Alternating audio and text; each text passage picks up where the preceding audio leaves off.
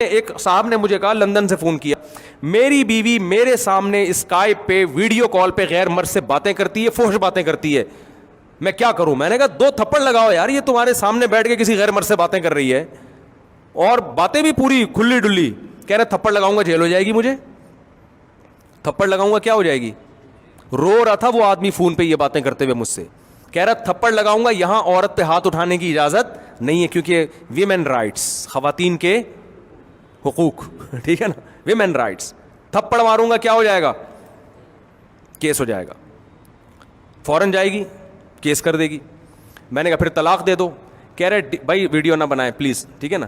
کہہ رہے اگر میں ڈیورس دوں گا تو جو یہاں طلاق دیتا ہے آدھی جائیداد اس کو, بیوی کو دینی پڑتی ہے, اور بچے بھی یہ رکھے گی. تو جیسے یہ بے حیا ہے, کل میری بیٹیاں بھی کیا ہو جائیں گی,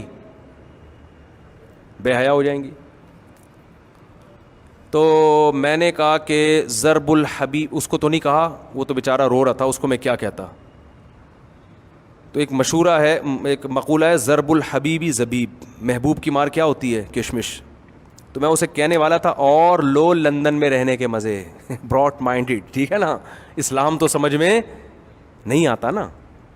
پاکستان تو گندا ملک ہے, بجلی نہیں ہے اور گٹر ابل رہے ہیں اور یہ ہے اور وہ ہے, تو ترقی کے مزے بولتے کیوں نہیں. تو میں نے پھر اس کو ایک مشورہ دی, میں نے کہا پاکستان آ جاؤ, یہاں آ کے ڈیورس دو, جائیداد ساری یہاں ٹرانسفر کرو, ساری جائیداد کیا کرو, بیچ باچ کے پہلے کہاں لے کر جاؤ, یہاں بینکوں میں پیسہ رکھو آ کے. اس نے کہا کہ لا ہے کہ اگر کوئی اس طرح ڈیورس دے کے یا یہاں کرے نا, تو لا یہ ہے کہ وہ یہاں کے اکاؤنٹ میں منجمد کر سکتے ہیں. میں نے کہا پھر کیا کرو, اس بیچارے پہ ترس بھی آ رہا تھا مجھے, اور یہ بات اتنی پرانی ہو گئی ہے اس کو پتہ نہیں چلے گا کہ مفتی صاحب میرا واقعہ بیان کر رہے ہیں. یہ میں اس لیے کہہ رہا ہوں کہ میں کسی کا راز فاش نہیں کرتا, کسی پہ طنز نہیں کرتا, ہمیں ڈرنا چاہیے اللہ سے.